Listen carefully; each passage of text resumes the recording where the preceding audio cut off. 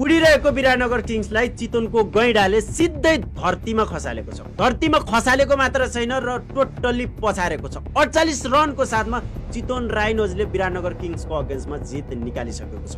अनि यो गैंडा न त चौरीसँग डराउँछ, न त किङसँग डराउँछ, न त गोर्खासँग डराउँछ। डराउँछ त त्यो लायनसँग। अनि यही लायनलाई सबै टिमले बिरालो बनाइरहेको छ। जोस एनपिएलमा यो समीकरण हेर्न भने निकै नै मजा आइरहेको छ। आज किङको सिरिपेज तोड्ने कोही प्लेयर थियो भने त्यो हो रञ्जित कुमार, जसले 5 वटा इम्पोर्टेन्ट विकेट लिँदा विराटनगर किङको ब्याटिङ नै सुकेको थियो। अनि विराटनगर किङको मुख्य हतियार बलिङले भने आज चुटाइ खादासम्म खायो, जुन चाहिँ रवि बोबरा।